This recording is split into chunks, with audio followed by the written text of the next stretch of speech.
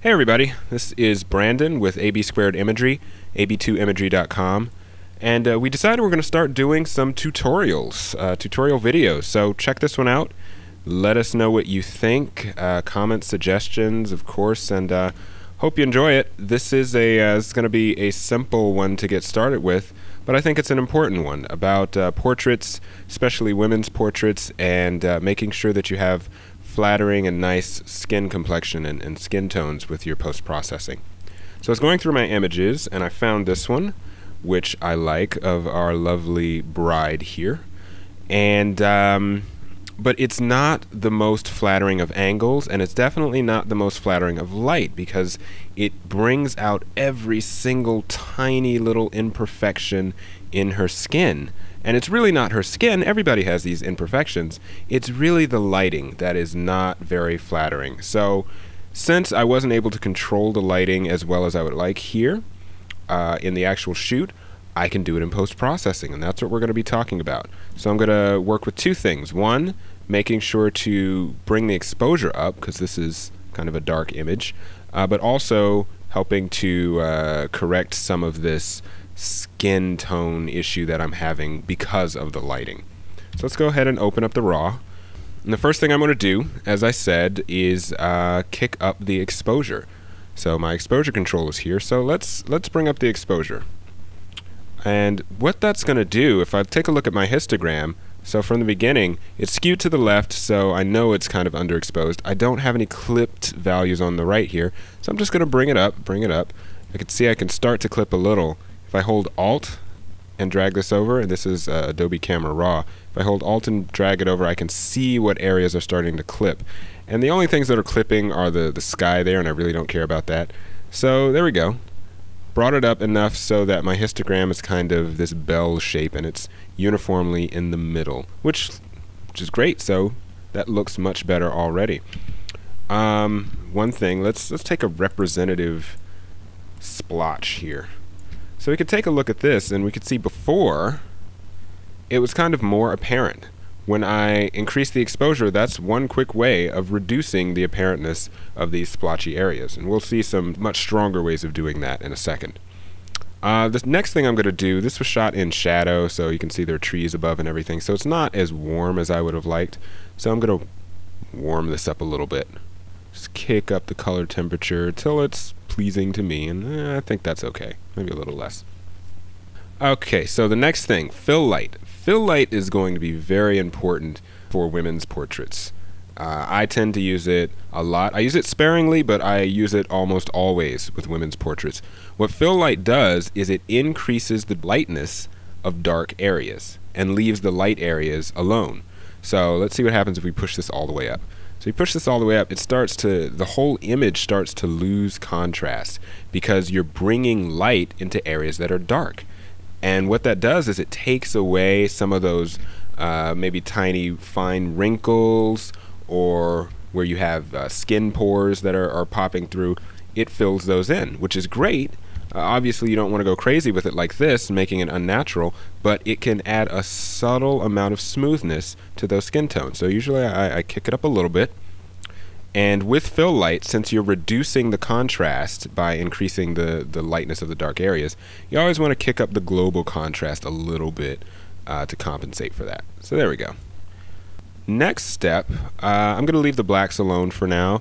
I don't think I'm clipping at all in the blacks, or I don't think I'm clipping in any important areas in the blacks. I can increase the brightness a little bit. Now, brightness and exposure are kind of they get confused sometimes. The way I like to think of the difference, exposure is a sort of harsher control. So if I push exposure all the way up, you can see that I start to clip. Look at my histogram there. I start to clip very quickly, and all of my values just go completely to white. Whereas, let's go back to my one value here. So whereas with the brightness, the histogram will go to the right, but you see it gets scrunched. Look over here at the right. It gets scrunched, but it doesn't really clip as easily. So it's a smoother control to add the brightness. So just depending on what you're trying to do, exposure or brightness might be your ticket. So play around with it until you kind of understand it. There we go. That's looking much better already. If we look at before, it's kind of dark and brooding and not very flattering, to after, we're already getting somewhere nice, and I like this. Clarity is going to be your magic ticket, though. What clarity does is it adjusts what I like to call micro contrast. So it finds areas where you have a light value close to a dark value, and it increases or decreases that local contrast. So if I push clarity all the way up, we could see that everywhere that there's any sort of light touching dark, like in the pores that you can see in your skin or the really fine wrinkles, it highlights them. And obviously that's not what we want to do, especially for a woman's portrait. For a man's portrait, sometimes it's cool to make them look all gruff and tough, so I push clarity a lot. But for women, I go the opposite direction. So if I drag it all the way down, everything becomes smooth, creamy, no contrast whatsoever.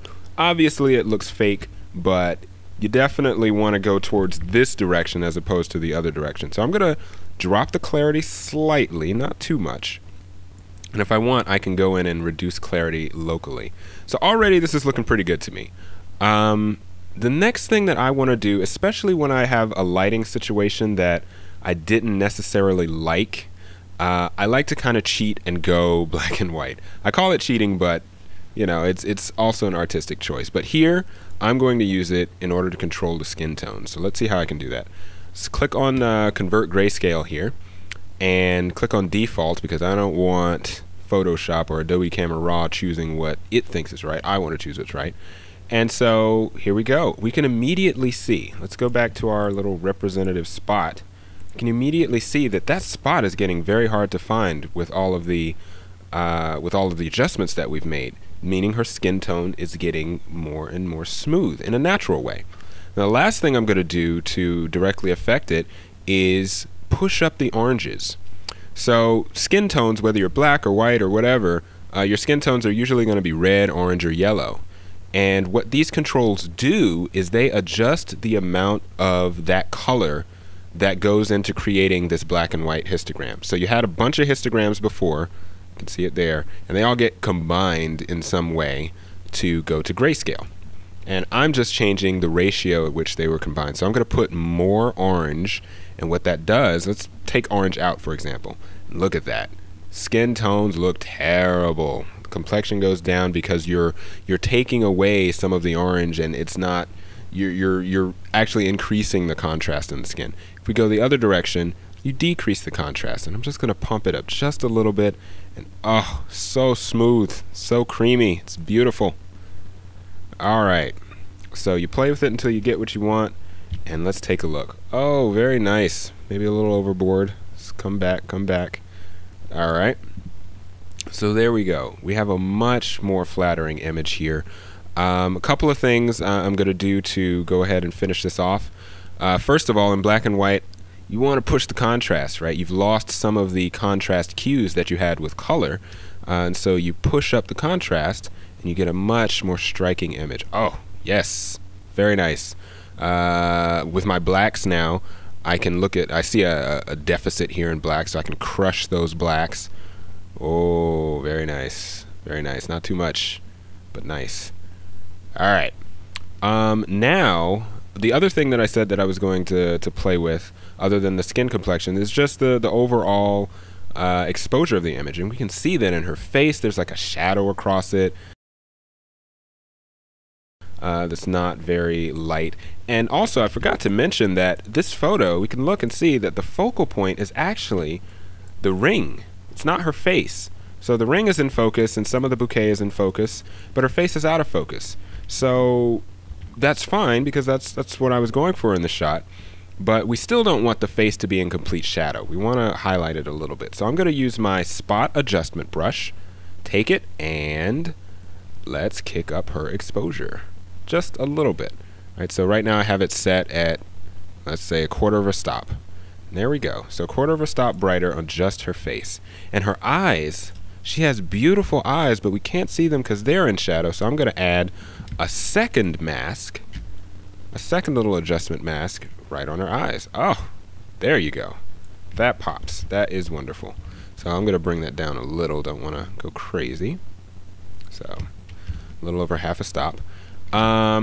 We can do the same thing around her hands. Actually, let's create a new one. So we can do the same thing around her hands.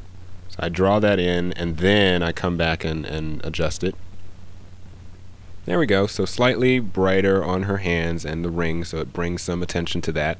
And then on her bouquet, it looks fine, but it looks kind of washed out. It's just a big wash of white. So what I want to do is bring some micro contrast to that. So I'm going to add clarity. Let's pump the clarity all the way up in just the flowers. And look at what that does. Oh, so much nicer. I can even bring down the exposure just a tad and then boost contrast. Ah, bam! That is nice. Okay, so let's look at before those local adjustments. Right, dark face, dark eyes. Not really interesting around here. Let's take those pens off. So before, after. Woo! Before, after. Oh, that is so beautiful. Okay, so that about wraps it up. You can go in and add your sharpening settings. We'll talk about that in another tutorial. Noise reduction, basic noise reduction. You can add some vignetting if you want. Try to bring more focus to the center of the image. That vignetting kind of made the top of her face kind of darker, so I'm going to add in yet another mask and bring that back. And that is about it. Now what you would be able to do is go into Photoshop and start to correct some of the local problems, like I don't know what that is, maybe a spot of dust or something like that. But of course in Photoshop you can really dig in there and start to make corrections if you want.